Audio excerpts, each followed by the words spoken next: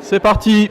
Mesdames et messieurs, chères personnalités, chers collègues de tout corps de métier, chers camarades diplômés de l'ENSIC, chères étudiantes et étudiants venus de toute la région Grand Est, voici déjà 5 secondes au moins de passer parmi les 130 que l'on a bien voulu m'accorder pour vous exprimer toute ma gratitude pour votre participation à cet après-midi inaugural du 130e anniversaire de l'ENSIC.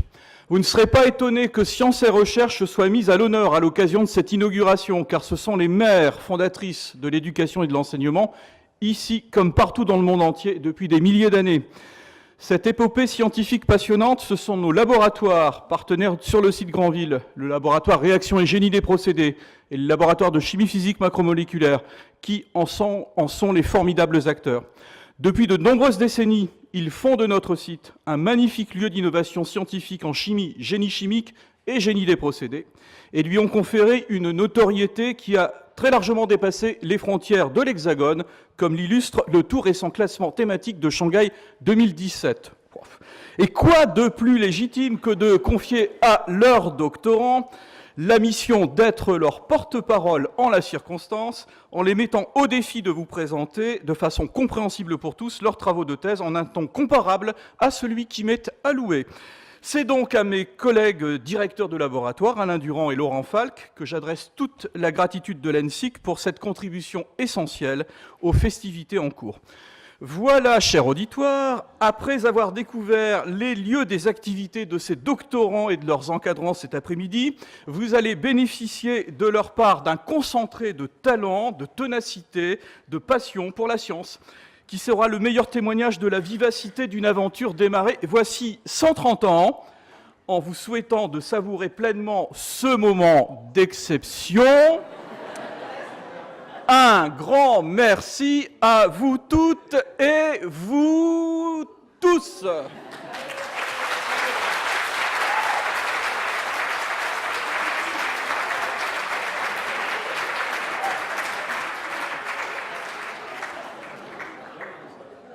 Et on va accélérer avec la venue à mes côtés du premier doctorant, Mohamed Shafik Bourkaïb du LRGP. À toi.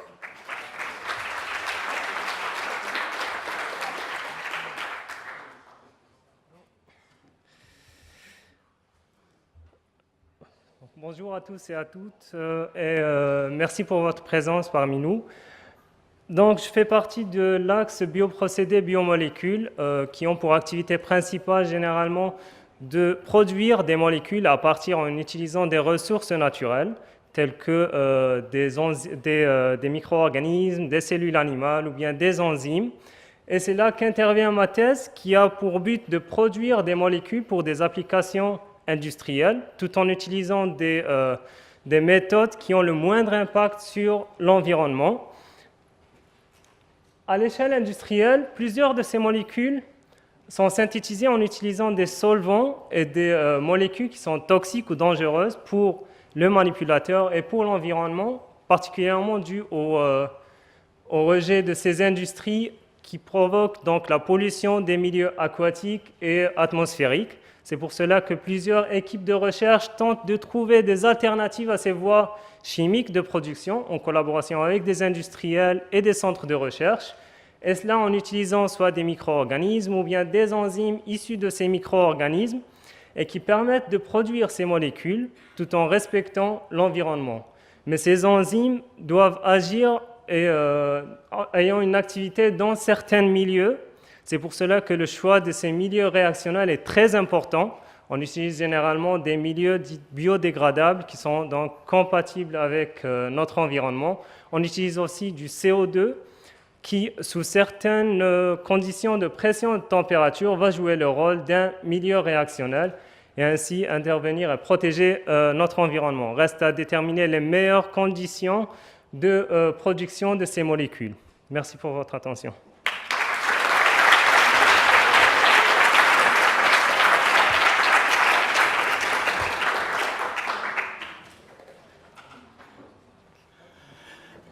Vous aurez noté qu'à l'ENSIC, la parité est parfaitement respectée. Alors non seulement parmi les doctorantes et doctorantes présents, mais aussi de façon générale dans l'école. On va donc passer à la présentation de Géraldine Rangel.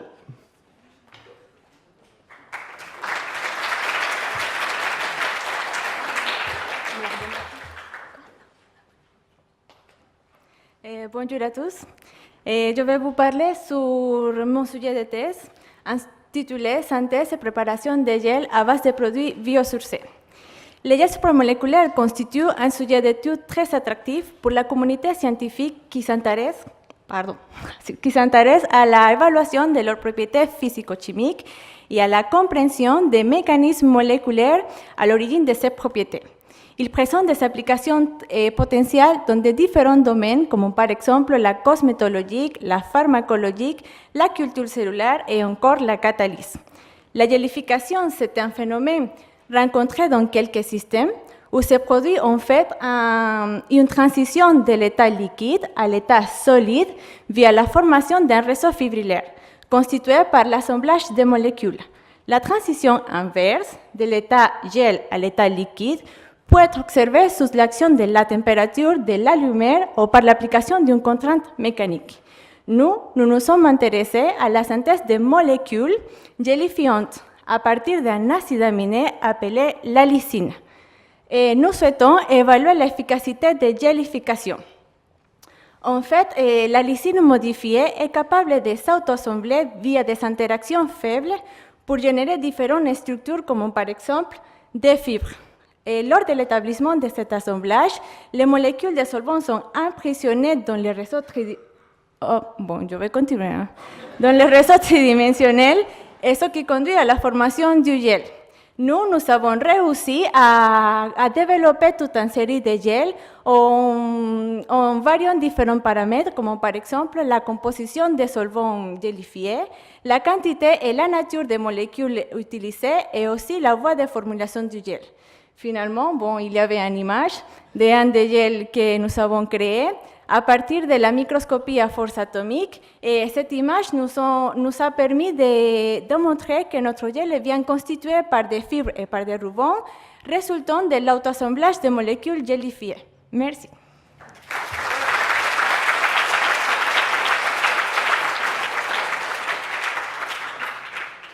Je n'avais pas précisé que Géraldine faisait ses recherches au laboratoire de chimie physique macromoléculaire. C'est maintenant Laetitia du laboratoire réaction et génie des procédés qui va vous présenter ses travaux de thèse.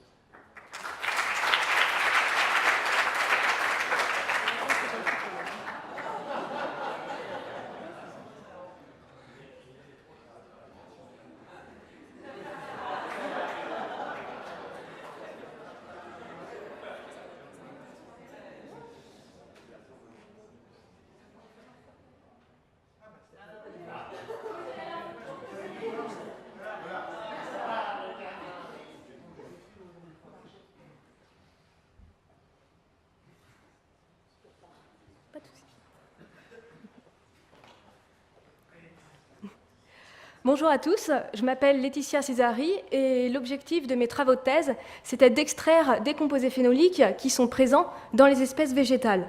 Ces composés phénoliques peuvent être ensuite valorisés grâce à certaines propriétés antioxydantes qui sont vraiment une valeur ajoutée pour l'industrie de la santé, pour par exemple produire des médicaments.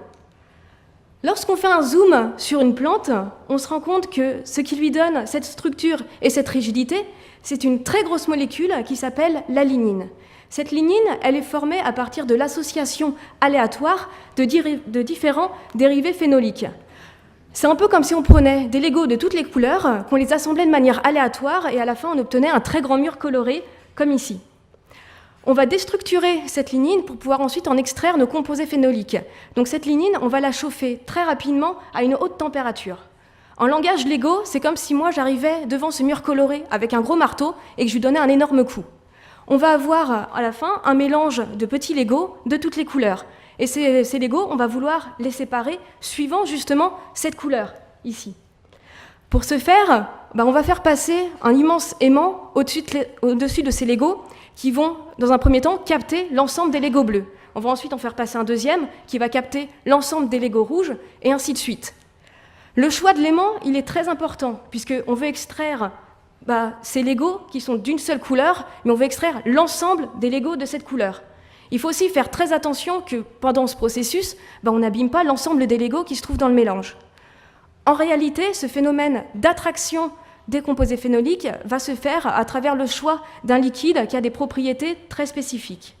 Au final, on va obtenir une boîte pour chacune des couleurs des Legos qu'on va pouvoir ensuite valoriser grâce à leurs propriétés antioxydantes dans l'industrie de la santé, que ce soit dans le domaine agroalimentaire, cosméto ou dans l'industrie pharmaceutique. Merci à tous.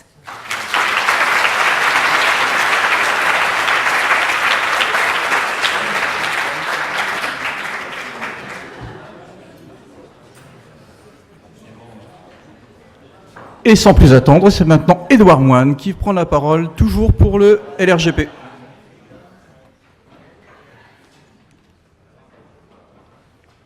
Évidemment, le micro m'arrive dans le front. Donc bonjour à tous, je m'appelle Édouard Moine et je suis en thèse depuis bientôt 2 ans et je suis ravi de vous présenter aujourd'hui mes travaux qui tournent autour d'une question. Un carburant peut-il, comme le bon vin, j'ai envie de dire, se bonifier avec l'âge ?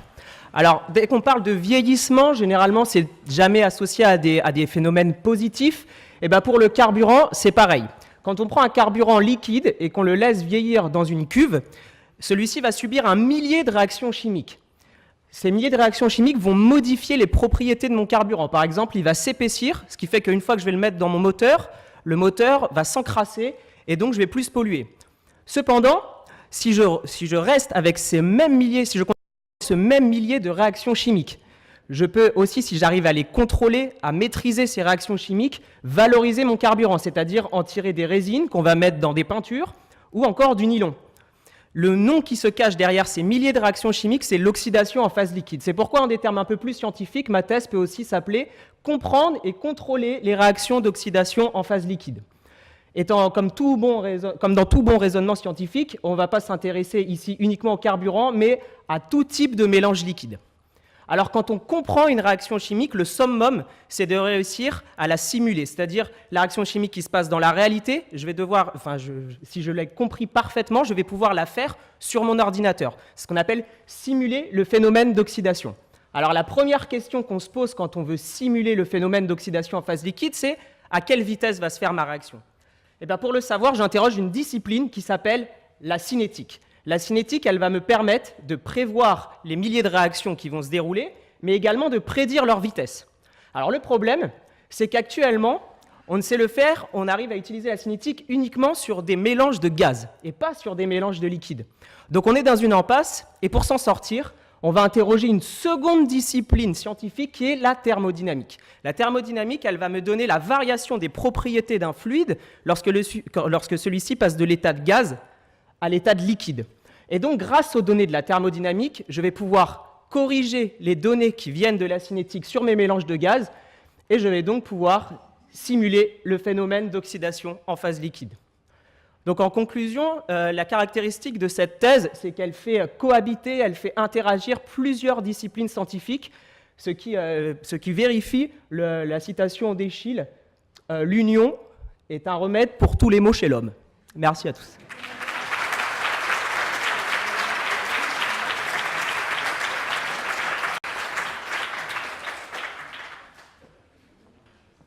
C'est maintenant au LCPM de reprendre la parole avec l'intervention de Tania Sayoun.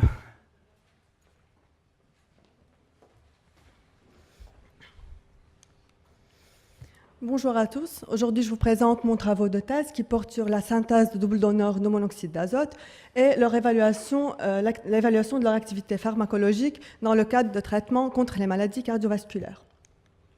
Bon, tout d'abord, les maladies cardiovasculaires, c'est-à-dire les maladies qui affectent le cœur et les vaisseaux sanguins, comme par exemple l'insuffisance cardiaque et l'hypertension artérielle, forment la première cause de décès au monde selon l'OMS.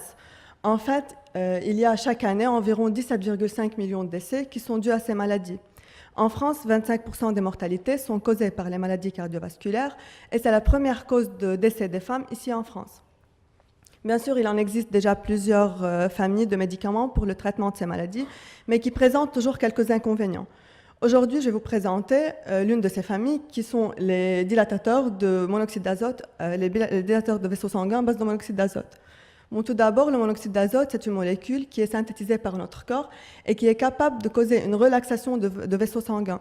Cette relaxation est suivie par une dilatation et donc comme ça, on aura plus de la place pour le sang pour pouvoir circuler dans nos vaisseaux.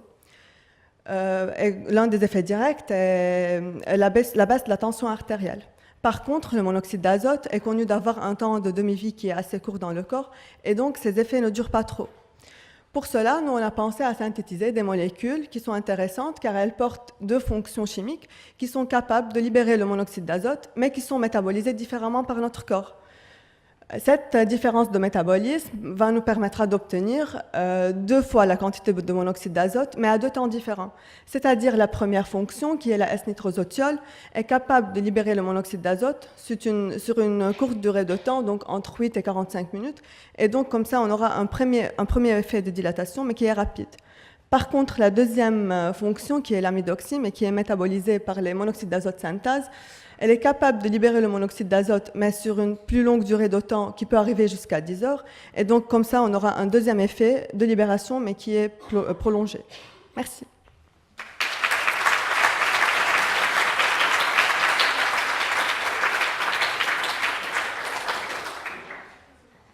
Alors, c'est maintenant que revient à Sylvain Namisle le redoutable honneur, je ne te mets pas la pression, de clôturer ces présentations. À toi. Merci.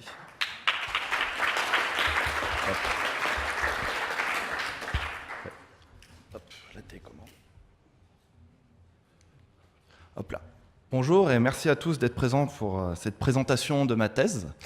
Alors ma thèse s'inscrit dans le cadre du projet Improof. Le projet Improof est un projet européen visant à l'amélioration et au développement de nouveaux fours industriels, que ce soit d'un point de vue technologique ou d'un point de vue énergétique.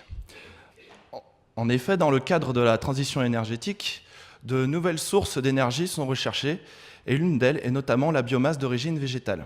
Néanmoins, cette biomasse subit d'abord une transformation pour être mise sous forme de biohuile, donc il y a un liquide noir visqueux qui peut représenter un fuel, notamment au niveau de ces fours de vapocraquage. Un four de vapocraquage est un four qui est utilisé dans une raffinerie pétrolière et qui, en termes de dimension, fait une dizaine de mètres de haut et quelques mètres sur les autres dimensions. Dans ce four, des brûleurs sont disposés à la base et sur les parois afin de maintenir une température homogène au sein de celui-ci, et c'est à ce niveau-là qu'intervient notre carburant. L'utilisation d'un nouveau carburant, en effet, amène plusieurs problématiques au niveau des fours. La première est la libération d'énergie. C'est bien d'utiliser de nouveaux fuels, mais s'ils sont moins efficaces que ceux qu'on utilise actuellement, est-ce que ça en vaut la peine? Donc c'est déjà une première question. Ensuite vient les problèmes de réactivité avec les brûleurs. Est-ce que les technologies que nous connaissons déjà sont-elles déjà assez en place pour l'utilisation de nouveaux fuels de nouvelle génération? Et la dernière, qui se rapproche plus du sujet de ma thèse, est la formation de polluants lors de la combustion de ces nouveaux fuels. Au niveau des polluants, on peut retrouver des hydrocarbures insaturés, des monoxydes d'azote ou des gaz à effet de serre qui sont dans la législation limitées en termes de production. C'est pourquoi comprendre comment ces gaz sont formés au cours de la combustion est très important pour voir si la biohuile est effectivement un nouveau fuel prometteur. Donc le cadre de ma thèse est de mener des études au laboratoire afin de donner une base de données suffisante sur ces fuels et ainsi les envoyer en modélisation parmi les partenaires du projet afin de modéliser le four et ainsi éviter de gaspiller du temps sur des installations à grandeur nature, d'où l'intérêt de la modélisation. Merci à tous.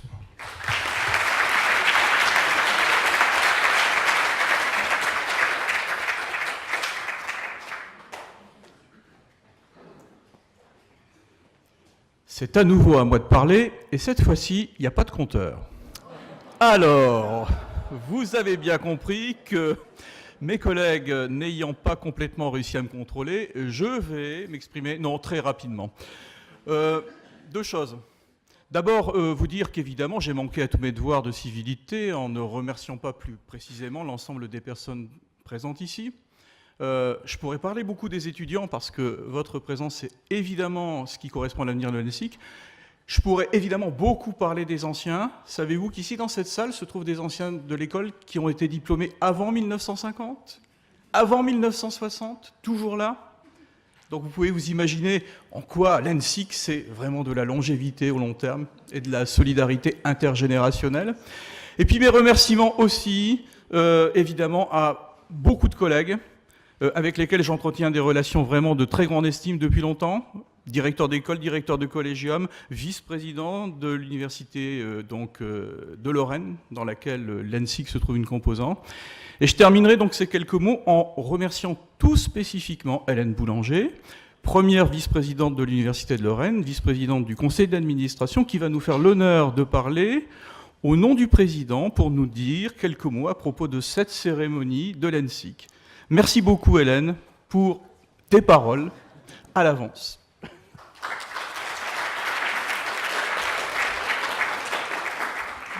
Bonjour, merci beaucoup. La débutante que je suis souhaite tout d'abord remercier vraiment très chaleureusement les doctorants pour leurs prestations. Je ne suis pas du tout dans ma zone de confort disciplinaire, mais j'apprécie énormément la présentation que vous avez, les présentations que vous avez faites, la manière dont vous mettez finalement bien en lumière pourquoi le génie des procédés est si important à l'Université de Lorraine, le pont qu'il établit entre tout un tas de thématiques et disciplines différentes, le croisement, en fait, le dialogue des savoirs qui est un peu à l'origine du projet de l'Université de Lorraine et dont témoignent bien les travaux que vous menez et qui sont portés par deux laboratoires d'excellence et une école d'excellence à l'Université de Lorraine, le LCPM et l'RGP, au sein de l'ENSIC. Je ne vais pas peut-être pouvoir tenir en 130 secondes. Je vous disais tout à l'heure que j'étais un peu débutante et que je n'ai pas encore vraiment l'habitude de remplacer le président au pied levé. Il vous présente, m'a chargé de vous présenter ses excuses. Il est retenu au ministère à Paris, une de ces réunions auxquelles on ne peut pas se soustraire.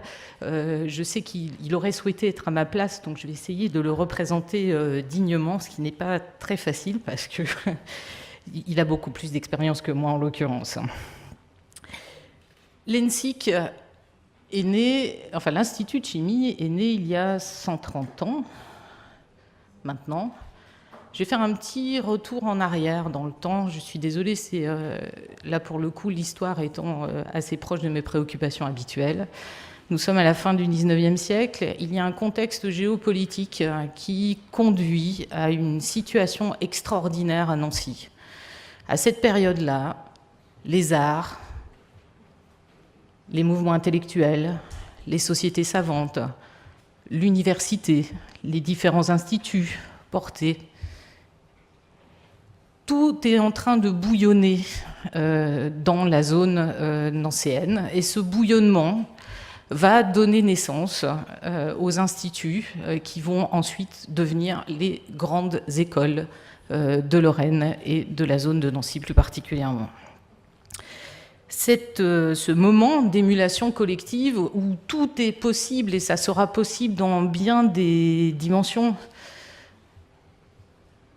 Ce moment-là, c'est, à mon sens, ce qui fait l'ADN de l'ENSIC, ce qui fait son esprit, son essence même, et c'est bien dans la dimension des travaux portés en génie des procédés, l'excellence portée pour l'Université de Lorraine par cette école et par les deux laboratoires, c'est bien dans cette excellence-là que se trouve incarnée depuis 130 ans la vitalité de l'ADN qui a porté naissance de ces instituts à la fin du XIXe siècle.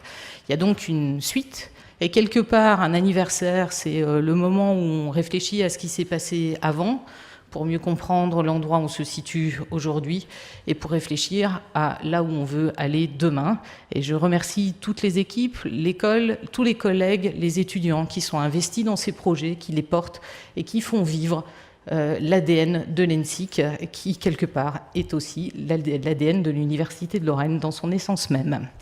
Bonne fin de journée, merci à tous. Merci, monsieur le directeur, pour cette invitation. Et merci pour votre patience, parce que j'ai dépassé les 130 secondes.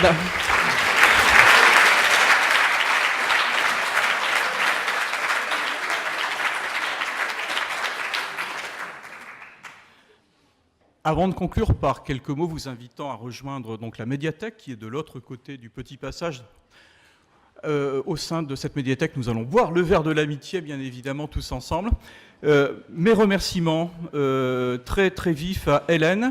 Hélène, je pense que par ta connaissance de l'histoire de l'ENSIC, qui est en soi, effectivement, et dans le monde des instituts une affaire que notre collègue Laurent Rollet a particulièrement travaillé. Tu pourrais très bien, en fait, avoir intégré l'ENSIC. Tu es parfaitement, j'allais dire, dans l'esprit de ce que nous sommes, et tu aurais peut-être pu t'intéresser à la chimie au lieu de faire ce que tu fais. Non, non, je plaisante. Ceci étant, j'espère, jeunes gens, jeunes filles, là, vous qui êtes là-haut et qui venez du lycée Poincaré, du lycée Georges de la Tour, du CPI de Strasbourg et peut-être d'autres que vous avez vus, et aussi sans doute quelques élèves ingénieurs de l'école qui sont venus aussi venir un peu regarder de près ce qu'était le comportement de ces doctorants. Vous avez vu au travers de cet après-midi ce qu'est la réalité d'une école d'ingénieurs. Vous êtes actuellement lancés dans des épreuves dans 2 années qui vont vous permettre d'intégrer une école. Vous vous demandez peut-être ce qui vous attend, en quoi le métier d'ingénieur, la formation d'ingénieur est quelque chose qui représente dans la vie de ceux qui le vivent un cap essentiel à tous les niveaux de ce que nous sommes devenus les uns et les autres. Eh bien, je pense que cet après-midi, vous en avez un petit aperçu. Je voudrais tout simplement vous remercier de vous être lancés dans des études scientifiques, de penser que le fait d'aller dans une école, de devenir ingénieur, c'est comme le fait d'acquérir un master, c'est la même chose. C'est quelque chose qui va non seulement vous permettre de vous valoriser, mais qui va de toute façon être non seulement utile pour vous, mais tout le monde qui vous entoure. Nous sommes une école, comme toutes les écoles d'ingénieurs en France, au service des progrès de la civilisation. Nous le revendiquons et nous voulons vous transmettre cette conviction. Voilà, je vous invite maintenant à aller boire le verre de l'amitié. Merci.